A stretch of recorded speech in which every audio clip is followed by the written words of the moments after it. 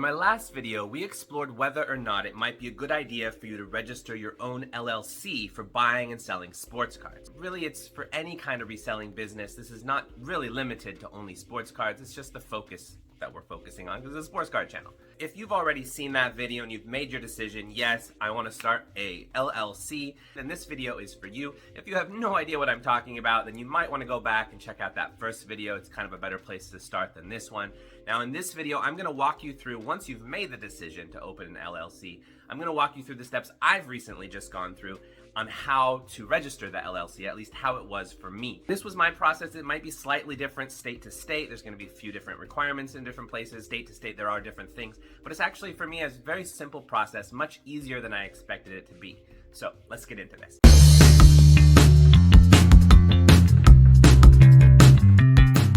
So you've decided to register your own limited liability company, LLC, to keep your personal finances and your sports card reselling finances separate. Congratulations, you're gonna be a business owner. That ain't nothing. Now there's two main things, really three main things I'm gonna go over in this video. The first is the actual registration process itself, and the second is starting a bank account under the name of your newly created LLC. And we'll go on to a third thing, which is kind of related to payroll, which is a little different if you're just gonna be small forever, but I'm gonna mention a few things anyway that I've been learning. Now, when deciding to register an LLC, perhaps the most important thing is gonna be to make sure all the right boxes are being checked throughout the process. The whole process is actually quite easy, but there's plenty of potential hurdles along the way if you're not careful. Due to this, and for a few other reasons I'm gonna get into a bit later, I would actually suggest that you register your business through what's called a registered agent. Now, a registered agent is essentially an agency that's like the middleman through which your business is registered. They kind of register it for you. They help you get your tax identification documents from the IRS. They help you with a bunch of logistical initiation things that you'll need, for example, to open up a bank account under the name of your business. And they'll help you with a lot of other ongoing things, like how to renew your business registration each year, a handful of other kinds of things. Now, there's actually a number of reasons I'd recommend using a registered agent for this. For one, when you're registering your business, you can use the address of that registered agent as your business's address for official purposes. This doesn't mean that you'll have things mailed regularly to this address or anything, though some registered agents do offer a mail forwarding kind of service if you wanted to pay for this kind of thing. But the reason I think it's useful is I don't think you want it out in the public sphere that your home address is a home that has a whole lot of sports cards in it. If you don't go through a registered agent and you just register your home-based business with your home address, your address will be on certain public records that are accessible to others. Another reason I'd suggest using a registered agent is because it's not expensive, or at least it doesn't have to be.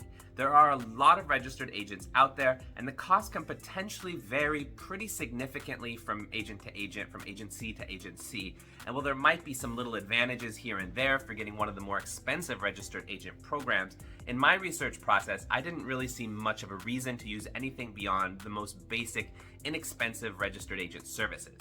Now, after researching the different options out there, eventually I decided to go with Northwest Registered Agent, which, by the way, despite the Northwest name, they can help registering any LLC in any state. I went with them because there was no initial upfront costs. It included 1 year free of the service, and the annual renewal fee, which was competitive with other agencies, was like $120 per year, I think. I can't remember offhand, but about that. And it just generally had positive reviews from what I could find. If you are interested in using the same registered agent, after I used them and liked them, I also signed up to be an affiliate with them. So I've got an affiliate link for you down in the description box that you can use when signing up. With the affiliate link, I get a little bit of a kickback from them for directing you their way, but it doesn't cost you anything extra at all. But don't worry, that affiliate status isn't influencing the way I talk about them at all in any way. I'm recommending them simply because they are the agency that I decided to use after researching the options, and I was very happy with the service they provide, so it's easy to recommend them to others. They're very professional, they know what they're doing. Another reason I think using a registered agent, like Northwest Registered Agent or other ones I'm sure have this as a feature as well, is they keep together a lot of your business's official documentation in an easily accessible online platform. For me at least, when I'm just getting started registering a business, while I'm trying my best to be well organized right from the start, I don't really have like good personal systems for myself yet for keeping track of all my important documentation, knowing when things need to be renewed, things like this. And having a registered agent that keeps all the important documentation together and makes it clear to me when I'm missing something or when something is set to need to renew soon. Really helps in being organized right from the get-go. Takes a lot of the stress and pressure off initially. In addition to this, if there's ever any important laws or policies that come into place, the registered agent will understand how those may or may not affect your business. Any mailed communication coming from the IRS or from the Secretary of State or other business-related government agencies will actually come through the registered agent first, and they will scan it and send it to you via their online platform. If there's anything actionable for you to do from that, they'll let you know. So just in general, it says weight off your shoulders. There's a lot of stuff you don't need to worry about doing that they're kind of gonna take care of for you. Now, I'm a pretty cheap person. I don't like paying for things that I can do myself generally, but the cost is pretty low. Very low, I would say, on this overall. I mean, $120 for like the whole year. And even if you do it yourself, there's certain fees you're gonna have to pay each year anyway. This is a little bit more than it would be if you did it yourself, but not that much more. So I find it to be very helpful to go through them. Now, in order to sign up with Northwest Registered Agent, you can click the link in the description box, and then the actual step-by-step process is laid out really straightforward for them on their page. I don't think I need to go through the details of that here. It's just like filling out paperwork anywhere. It's pretty straightforward. Once you've filled out all that paperwork, you've signed all of it, you've clicked all the various submit buttons, you've sent whatever they've asked you for, some ID, some different things, then the processing time starts. How long it takes might be different from state to state, but for me, it only took 3 days until my LLC was officially registered with both the state and with the IRS. It was crazy to me how quick this process was, especially as I've been having gobs of headache-inducing government paperwork stuff in other areas of my life in recent months, even years, and I just kind of expected a government system to be slow and arduous and inefficient. But that definitely wasn't the case here. It was so quick and easy that I was flabbergasted. Once that just 3-day processing went through, there was a few important documents spit out at the end that I then needed to use when I went to open a bank account. The Articles of Organization and the IRS document that lists your LLC's new employer identification tax number are the two most important ones. Now, when I went to the bank, I brought everything I got from Northwest Registered Agent, but I actually only needed those two documents. I would recommend you bring more than you think you'll need when you do go to the bank, just in case your bank has some additional needs of some sorts. Now, before you do go down to your local bank and choose to open a business account under the name of your newly formed LLC, you'll want to do some research to decide which bank is actually the best one for you to use. I found that while it comes to personal banking, most banks have a pretty similar kind of arrangement, and the different fee structures and stuff are kind of similar. When it comes to business accounts, there can actually be a lot of differences from bank to bank when it comes to the specific details of a business account. And some of this is like the little nooks and crannies that you kind of have to look at closely. Some banks that don't charge a fee for the transfer of funds into a personal bank account might charge a fee for transferring funds into a business account. Some banks limit the amount of cash deposits that you can make each month without paying some sort of extra service charge. Some banks require higher or lower balance in the account for it to be free from any monthly charges. Some banks give better or worse interest rates to funds saved in a business savings account if you decide to also open a business savings account. So just in general, each specific bank will have different specific details related to the business account, and sometimes the differences are pretty wide.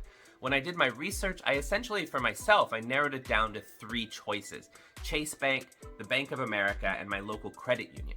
With Chase Bank and Bank of America, I had those on my list because they seem to have pretty good services within their structure, and they also seem to have plenty of experience helping with more complex things that in my context, I thought I might need down the road a little bit, like things to do with payroll systems and business insurance that I envision I might eventually need. At the same time though, those banks were also not the easiest to deal with for me. I needed to set up meetings in advance to be able to even have a sit-down conversation with someone to try to learn more details about their business account offerings and ask questions about stuff I found on their website. Plus, there were enough like little nickel and dime related slightly hidden fees here and there that it felt a little uncomfortable for me to try to navigate this whole new area by myself without any previous experience in setting up a business in the US before, especially when it was with such a large company that I didn't quite know how to navigate, or I didn't feel comfortable I would be talking to the same person each time that I had some kind of business issue. To a large degree, this is why I eventually decided to use my own local credit union when opening my business account. I actually used the same credit union I used for my personal finances. I've only had positive experiences with them in the past, and I've gotten to know and trust the staff that works at the local branch that I go to most often, so I felt it was easy to ask them questions and understand how the whole system works. It felt much more comfortable for me. I could go in there and clarify questions.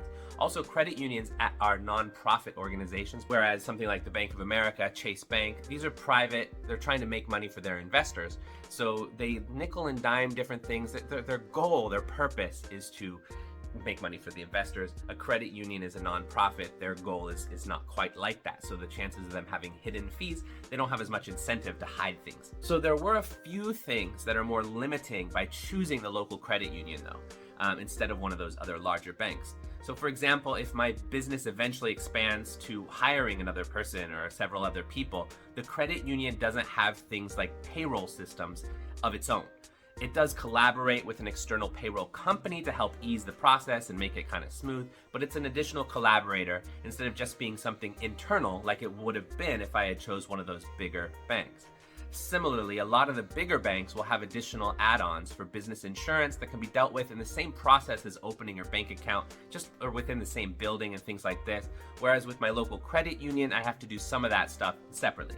But again, at the same time, I found these kind of things to not be too big of a deal for me personally. There's stuff I'm not doing right at the first step anyway. There's stuff I'm gonna come on down the road a little bit. And I figure if I can work with my local credit union and a lot of other stuff, it's just smoother for me. I can ask them the questions. They can lead me to who I need to talk to, and I feel like I can trust that. Another kind of, negative about it is although the credit union does have agreements with a number of banks to share fee-free ATMs, there still aren't as many free ATMs as there would be if I had used Bank of America or Chase Bank.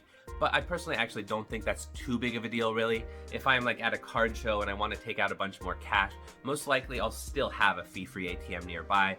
Or else if there isn't one, I can just take the hit of a one-time small service charge of $1 or whatever it is to use a different bank's ATM. Not a big deal, since I don't think it's going to be something that I come across that often anyway. So eventually I decided on opening a business bank account in connection with the same local credit union I use for my personal finances.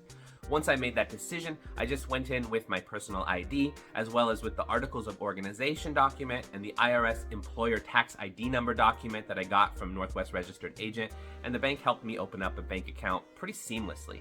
If I didn't already have a personal account with this particular bank, there may have been some additional things I would have had to bring in, such as proof of address and a few other things perhaps. But since I already have a personal account there, a lot of that stuff wasn't needed, since they could just look at what they already had on record for me. The process at the bank only took about half an hour, I'd say, once I finally made the decision to go to this bank, which was great, because at other banks I had been running around and just trying to basically set up an appointment with somebody, and it was taking longer than that. At the local credit union, it was a half hour and I was finished. And when I walked out of the door, I had a bank account and a debit card connected to it. And on the debit card was both the name of the business and the name of myself individually. From there on out, I transferred a certain amount of startup capital into the account. I did that actually from the get-go. I just transferred a little bit more later. And then from here on out, I will be purchasing cards and any other things I'm using for my reselling business, like a document scanner, a photography light box, some stuff for shipping, stuff like that, with funds in this specific account. And any money I make selling cards will also go back into this account specifically. In this way, when it comes time for taxes, it'll be really easy for me to see what my business expenses have been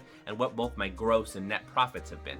This should hopefully make the tax process much easier and should help me make sure I'm only paying taxes on the net profits, with all of those various costs calculated in as well. For myself, since I'm actually turning this into a full-time job, I'm also soon to be setting up a process to pay myself a regular monthly salary. This is something I'm just beginning to explore, so I'm not an expert in this yet, but it's going to be an important step for me as far as I understand. The way it's going to work is that I'm going to be paying myself before taxes about $3,500 per month. Now, after the Social Security and Medicare taxes are taken out, this means I'll pocket about $3,000 per month in salary.